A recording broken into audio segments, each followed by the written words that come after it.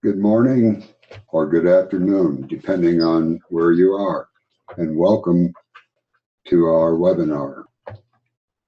So, if you have any questions, we've got a simple two-step procedure. First of all, you check the chat icon at the bottom of your screen, see where the red arrow is there, and then you check on Scott Solkoff and you type in your question. And we have a lot to cover today, but we'll try to answer all of your questions at the end. This is what you'll learn today. First of all, there's really great news. And we'll tell you why there's such great news. Elder law is a huge opportunity, and we will teach you how to capitalize on that opportunity while attaining great personal fulfillment, helping people who need your help. First of all, some introductions. That's me in the picture there. My name is Bob Henderson. I'm a fellow of the American College of Trial Lawyers. I'm a principal in RJH Consulting, working with small law firms all over the country, and a co-founder of the Elder Law College. Scott Solkoff will be the main presenter today. He's a board-certified elder law attorney and a fellow in ACTEC and principal of Solkoff Legal. And Jan Henderson is our third presenter. She also is a principal of RJH Consulting and a co-founder of the Elder Law College. So, why do I say there's such a great opportunity? There's a huge new growth area in the practice of law. The changing population has created a growing niche for lawyers who provide critically needed services to the elderly and their families. The baby boomer population is just beginning to reach retirement age, 10,000 every single day for the next 19 years. Can you believe that? The population of Americans over age 57, for example, is projected to increase to 100 million during the next 2 decades. This new demography is going to present novel challenges to traditional political, societal, medical, and legal establishments. For the legal profession, however, elder law presents huge, ever-growing opportunities for those who have the imagination and vision to capitalize on it. Today's reality is that the wealth of the nation is concentrated in its 57 to 75-year-old population, and people are living longer. This is scary. Government figures show that after the age of 67, 7 in every 10 Americans will need long-term care from some source, including nursing homes. This also is scary. Depending on where a person lives, the median bill for a private room in a nursing home today is $91,250. In practicing elder law, you're not representing little old ladies on Medicaid. It's profitable. Elder law involves people with real means who can afford to pay for the protection they need that an elder law practitioner like you can provide. Elder law can also be a significant feeder for virtually every other area of law practice. For example, by providing sage advice for a client's aging mother or father facing a crisis of aging, you will earn that client's everlasting loyalty for whatever other legal needs they may have. Contrary to many areas of practice with which you may be familiar or may engage, elder law practice is not confrontational. By practicing elder law, you will not only be providing a needed service, but you will be emotionally and spiritually rewarded in helping people who really need your service. Take a married couple with $500,000 in assets. If one of them goes in a nursing home, their entire estate will be wiped out in no time. You can help them preserve their assets and feel really good about it. So now we're going to turn the program over to our partner, Scott Solkoff, for an overview of how to become involved in an elder law practice. Scott is located in Delray Beach, Florida. Hi, can everybody hear me? Okay, so I wanted to introduce the idea of the program today is to talk about how to transition into an elder law practice, understanding that most of you are doing another practice area now. And so the challenge, of course, is how can you do all of the substantive learning to get the substance of the law down and feel confident seeing clients, while also understanding how to be able to run the practice, to be able to know how to charge, to be able to know how to do intake.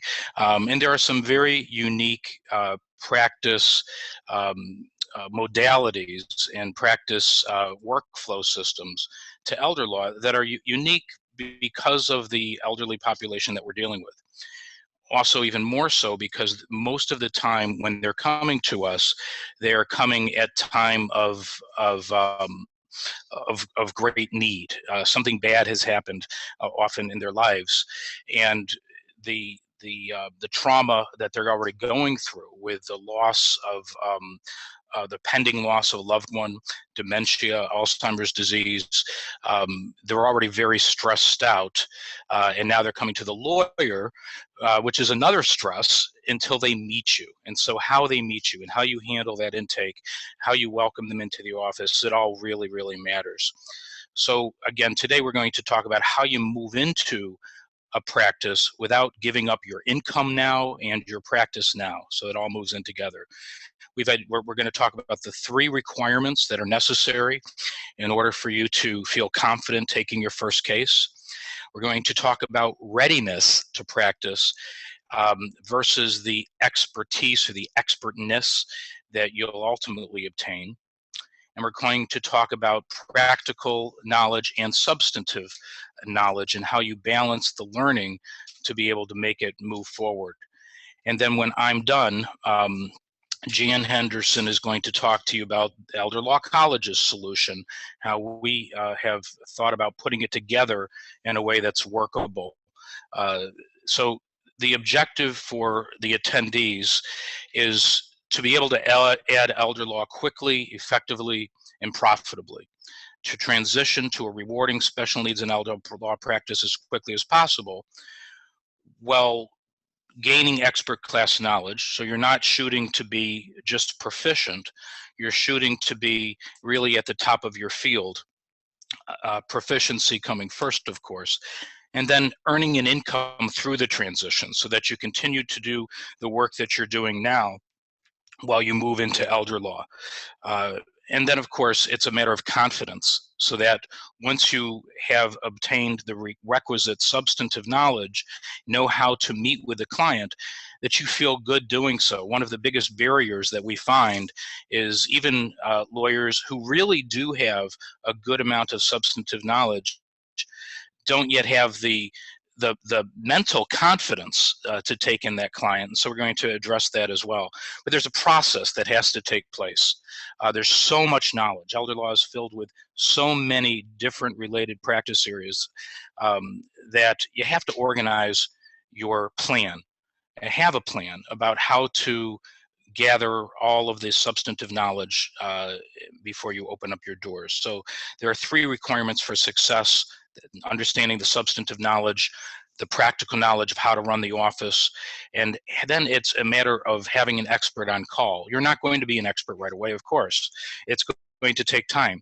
Even reading the best books and going to the best courses, your game in the short term, is to become proficient, to become knowledgeable enough where you can do a good job by the client.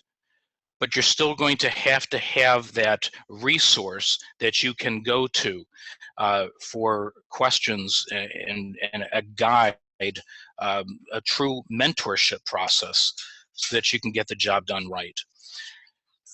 So a part of that is to not let the perfect be the enemy of the good. When you're responsible lawyers who care about what they do, want to do it very well.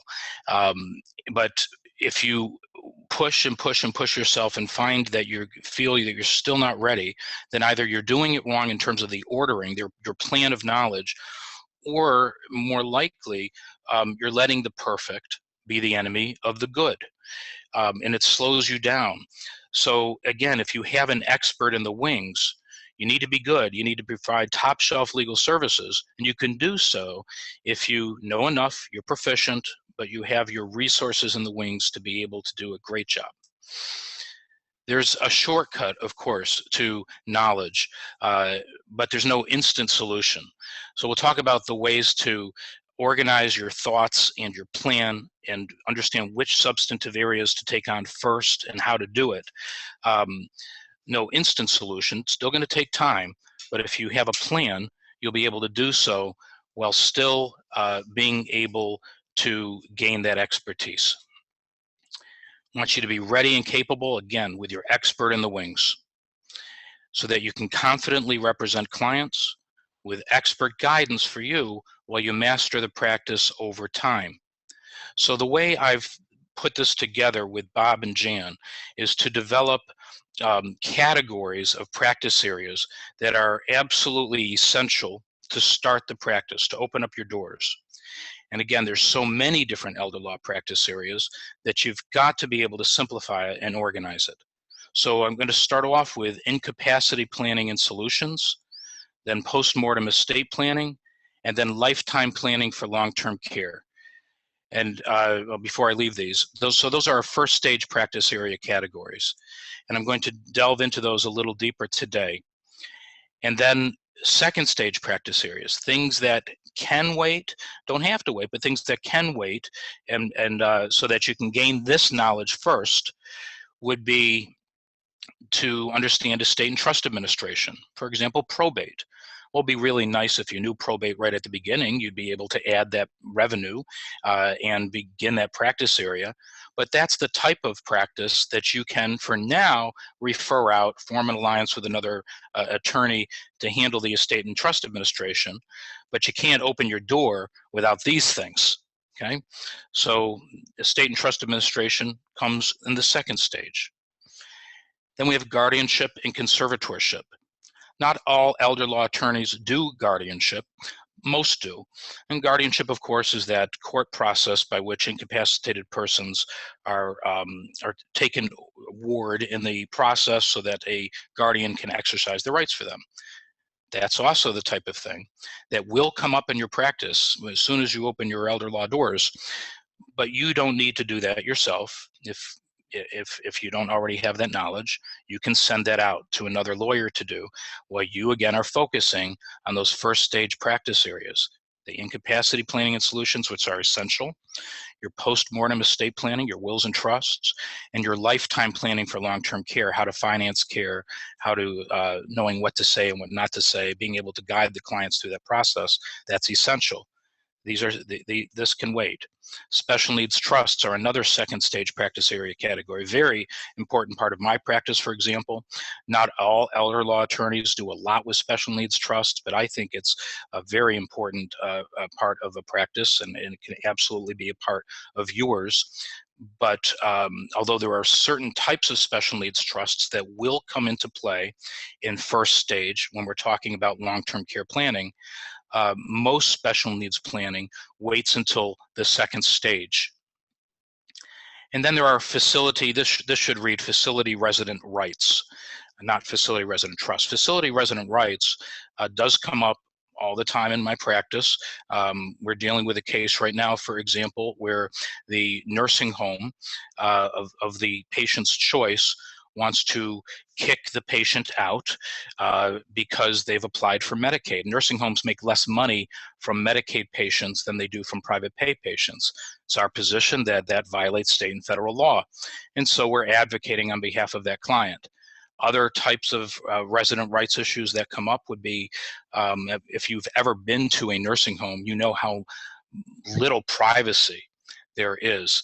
And yet that's been a dehumanizing process of being in a nursing home. And that's something that you can help advocate for with your clients. But here also, this is a second stage practice area. Not all elder law attorneys do resident rights. Many refer out to other elder law attorneys that focus on that practice area. I happen to think it's a good thing for you to be able to pull into your toolbox. But again, I would categorize this as second stage, so that you get down your first stage practice areas, the thing that you need to be able to open the doors before you get to facility resident rights. And then lastly, I've put here on second stage practice area categories would be dealing with insurance and health plans. So this is Medicare, Medicare supplements, Medicare HMOs, long-term care insurance, the types of insurance that your clients are going to be dealing with every day, and problems come up and planning opportunities present themselves. Here too, this is the type of thing that I highly recommend be a part of your elder law toolbox. But it doesn't need to be so right away. This in and of itself would take a considerable amount of time to master the substantive law, to become proficient in the substantive law about dealing with insurance and health plans. And if you focus on that, it'll take you away from those first stage practice area categories that you absolutely must know to be able to open up your doors. So these second stage practice area categories overall are important parts, can be important parts of your elder law practice, but they can wait. You've got to be able to have a plan that allows you to get what you need to know first in order. So your practical knowledge is about creating a well-oiled machine where things just come naturally to you because you have you're very facile in those stage one practice areas. When you open up your doors, and we'll tell you how to get the business into the doors, but when you open up your doors and you're meeting with clients, you feel confident and it rolls off the tongue, right? So there's a matter of practically getting the clients in the door, getting the phone to ring. I'm very cognizant in my office. We talk about the importance of how those phone calls are handled. But it's necessary because the staff in my office, the first time they interact with a case is when the phone rings. But you know, if you've been practicing law for any length of time, that the time it took to get the phone to ring is a very significant part of your practical practice. And so we'll talk about how that works in an elder law context. And then once you get the phone to ring, it's a matter of getting the phone to keep ringing. And that's about representing success with successful representations. And what's meant by that is you're going to do a good job. Part of your marketing is going to be how reliable you are and how you work your practice so that you really do achieve good results and give peace of mind to your clients. But you can do a great job and be a great lawyer, but you have to represent what you're doing. You have to be able to talk about that success. So these go hand in hand, being truly good and then being able to represent that success with those successful representations. And then there's the very, drilling down into how you run your practice, the workflow, what happens when the phone rings, how do you do that intake process?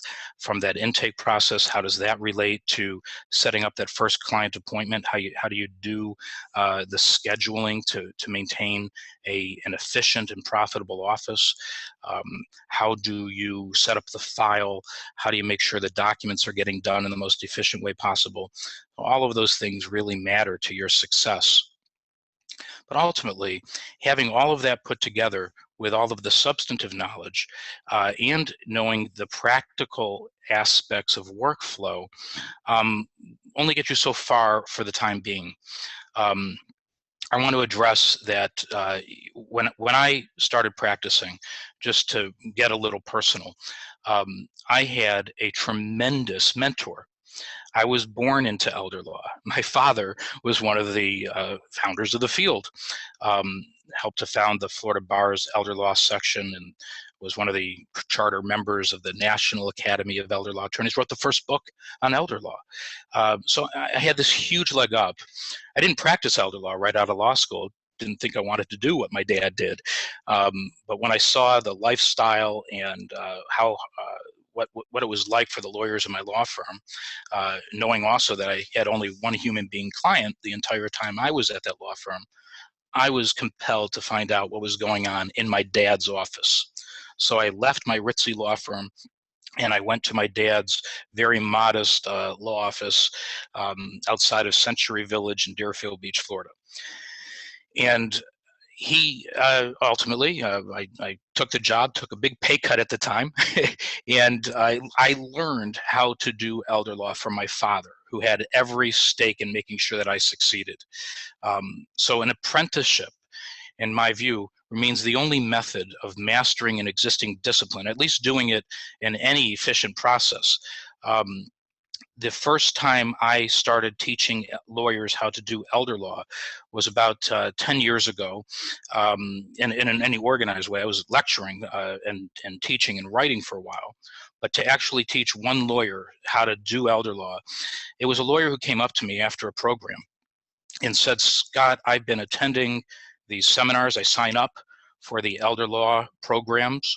I've bought your book. I've read the book. I've gone through the probate code. I've read many articles. But after all of that, I still don't feel like I can see a client on my own. And I just can't make it all fit together. There's too much knowledge, too much information. And at the programs, they're disjointed. One person's going to talk about one topic, another person talks about another topic, and they're assuming knowledge I don't have. Would you help me?" And to make a long story short, over a period of time and a 3-day crash course, I taught Jason how to do elder law. And I'm proud to say that now he's the most successful elder law attorney in his region. And I've been able to do that a number of times since. But it took a mentorship and an apprenticeship to make it work for Jason. Going to all the I write the book now. It's a good book, but it's not enough to read a book to be able to be a lawyer or to be able to do elder law. You know that from your existing practice areas. So then practicality dictates that you get up and running quickly. Not after years of, and I wouldn't say apprenticeship, but after years of going to these programs and years of reading books, it means you being able to transition into an elder law practice efficiently and quickly so that you have income coming in and you can do a good job. You need to feel secure. Your clients need to feel secure. Your clients aren't going to feel secure unless you have confidence, and then you inspire that confidence in the clients. So the only way you're going to feel secure is by gathering that knowledge in an organized manner, talking about those phase 1 practice areas and focusing on those issues, and then having your mentor, your on-call group of experts to get you through it. And it's a matter of then keeping those on-call experts. And then as you progress in your practice, I still have my mentors. We have groups of more experienced elder law attorneys who get together from time to time and caucus and learn from each other. And that becomes very important. Going to the elder law meetings is also very important, and there's some wonderful organizations out there, but it's just not enough. So I want you to understand that transitioning is very achievable. I've seen it happen with the lawyers that I've taught. We've had great success in getting lawyers up off the ground from I took a marathon program once. It was called From Couch to Marathon. And really, it's a matter of having a routine, a system for making it happen so that you're not overwhelmed by all of the information. I promise you that you can do this if you have a plan. So I'm going to ask Jan to explain how we've put that together in a way that might make sense to you. Jan, take it away. As Bob said at the beginning, there is a growing need, and now is the time to establish yourself in this practice area. And after what you learned today, transitioning is very achievable, which is why Scott, Bob, and I founded the Elder Law College. The college includes an intensive 3-day training program, as well as membership and support during transition and continuing throughout your practice. Transitioning to or adding elder law to your practice begins with our 360-degree practice builder, an intensive 3-day training seminar that covers the substance of the law, how to market your practice, how to price your services, how to manage cases, and support as you transition your practice. That support comes in many forms, including access to the student portal. Hello? With a complete video of the 3-day training divided into 15 separate modules, our students have found it useful to review, as an example, the topic of special needs trusts. The PowerPoint slides from the training are also there. The regularly scheduled question and answer teleconferences with members, which are recorded and indexed, have been very popular and useful for our members. In addition to receiving a thumb drive with all of Elder Law College's proprietary documents, they reside on the student portal so they can be updated as the law changes, or in some cases as our members themselves have modified and clarified some of the languages. Please note that there are also a number of documents that are specific to client communication and to marketing. Scott continues to generate online tutorials that are linked to many of the documents, again assuring immediate support to members. In addition to instructional videos linked to specific documents, there are videos about other important matters to help your clients. The listserv has proven to be very valuable as members share questions and answers, as well as their marketing ideas and successes. All of Scott's articles are online, and by the way, he is receiving an award from the National Academy of Elder Law Attorneys for his article on the Affordable Care Act. These articles may be useful in your own marketing efforts. Our next program will be in San Diego, beginning with dinner on April 14th and continuing the next 3 days with intensive class time. The class is limited to 15 students, assuring not only an effective learning environment, but members' exclusiveness of expertise in their respective geographical areas. The tuition is $2,100 for the 3-day program and $150 a month for a 12-month membership, which is a total investment of $3,900. As one of our previous students experienced, that can be recouped with your first client. We are providing an incentive as a part of this webinar to enroll today by reducing the tuition by $200. As I mentioned, the class size is limited to 15, and there are just a few openings remaining for the next class. If you're interested or you have additional questions, simply click on the link here, which is also being chatted to you, and set up a time to speak with Bob and me. Or if you're interested now, just register for the seminar. Thank you. I'll turn our webinar back to Scott to answer as many of the questions as you submitted during the webinar as time allows.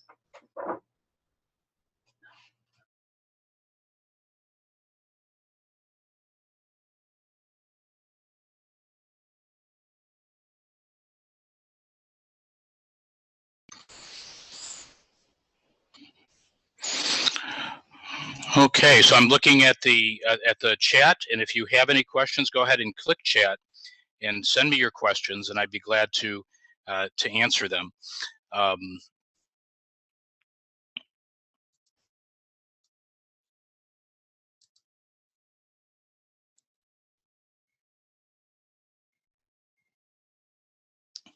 So one of the things that's important to understand is that when you're starting out your practice, right, the question is how do you so is the screen supposed to just have the Elder Law College emblem on the screen?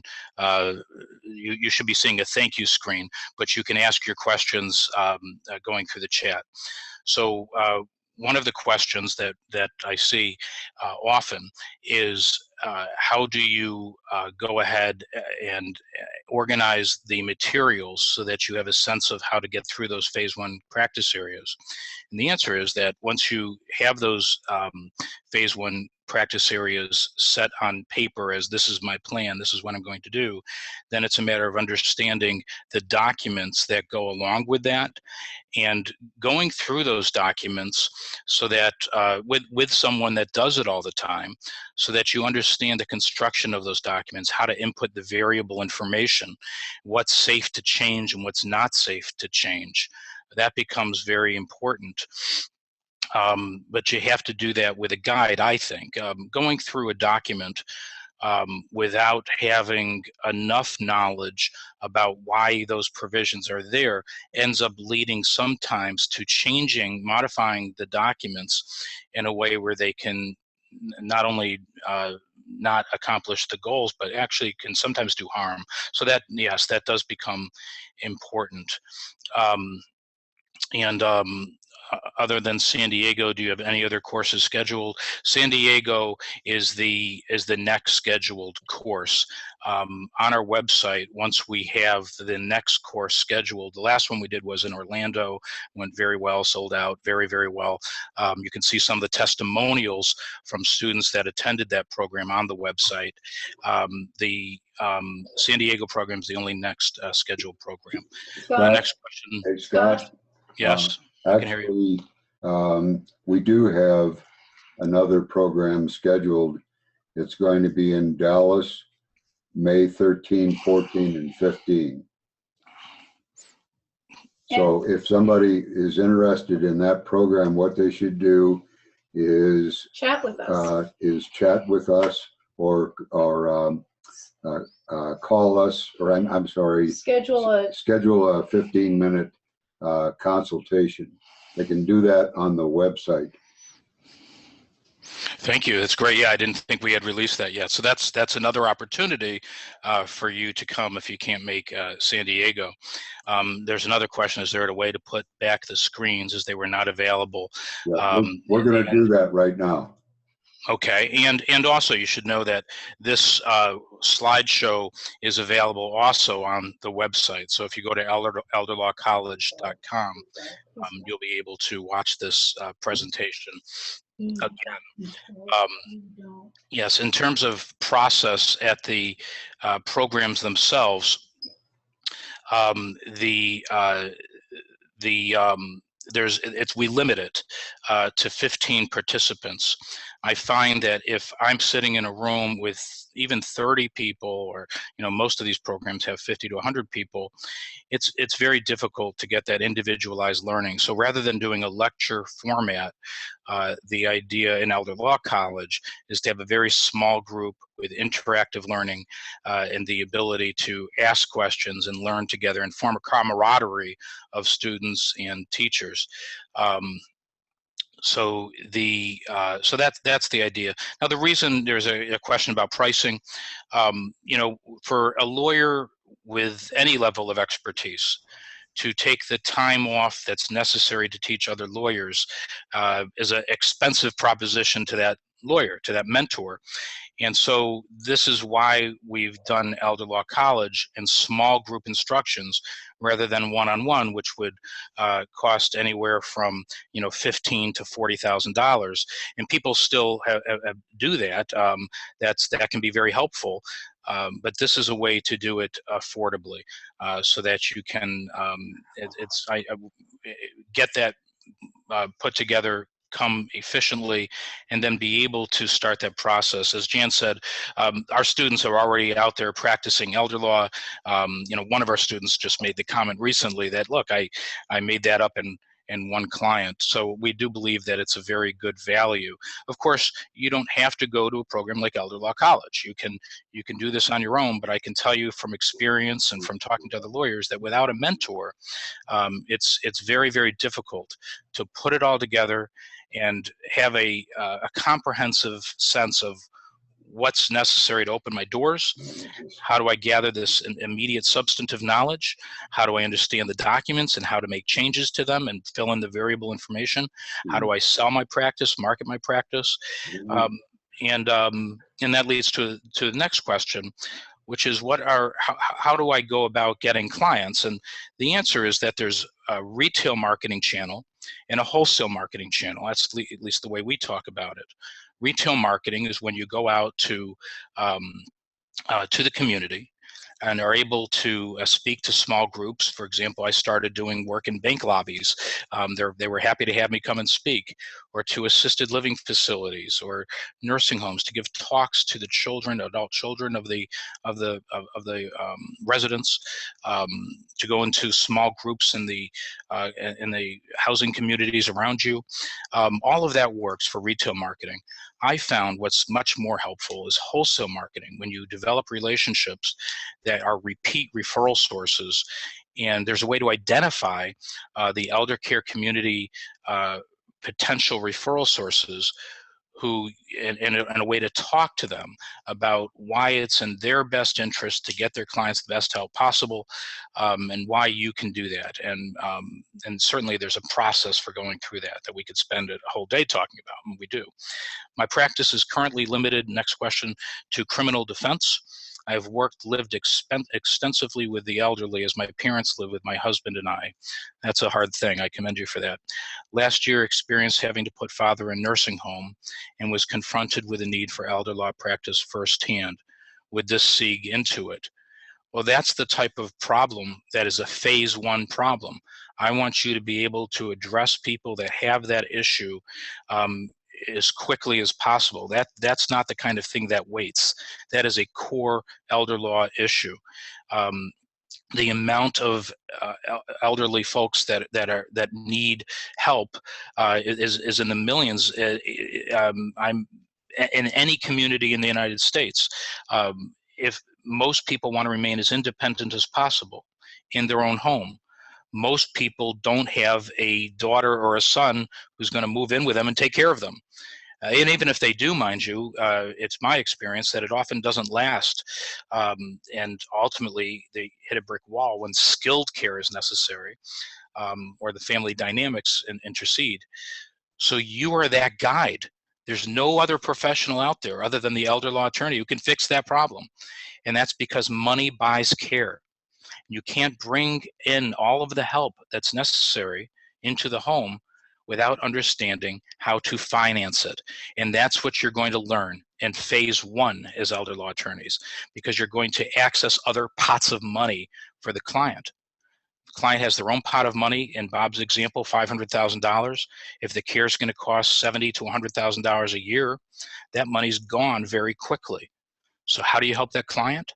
Well, you help them by showing them how to legally protect assets to qualify for Medicaid's pot of money, VA's pot of money, in a way that's not only legal, but ethical and moral, and where you show the government everything that you've done. As an elder law attorney, that's a core phase 1 practice area. And so again, I commend you for doing what you're doing for your parents. But that's exactly what I do every day in my practice for other adult children who are dealing with the same type of thing. I want you to be able to do that too. It's, by the way, not only financially rewarding, it's immensely rewarding to me to be able to do that for people. Next question. Scott, Yes. Somebody, I believe it's Jennifer, wanted to know if we could put back on the slides back on the screen that weren't available. If she will send us a message, this webinar is being recorded, and actually anybody, if they send us a message, we'll be happy to send them a copy of the recording when it's available. Should be in a matter of not more than a week, I would think. Oh, sure, absolutely. That's a great comment, and so we can send that. You can go ahead and message your email addresses, but mind you, it's going to be on the website anyway, so you all be able to access this presentation. And already on the website is a presentation very similar to this one, with all of the slides and all of the information about how you get your practice going. So the next question is what do you guys teach about elder abuse cases, nursing home abuse, other elder law torts? And so there are state and federal rules and laws that govern these issues. The most important is a federal law called the Nursing Home Reform Act, and there's a whole body of law about elder abuse. And absolutely, that's something to go through. We consider that a tier 2 practice area. You don't need to master that to open up your doors. Is it something that you should know? Absolutely.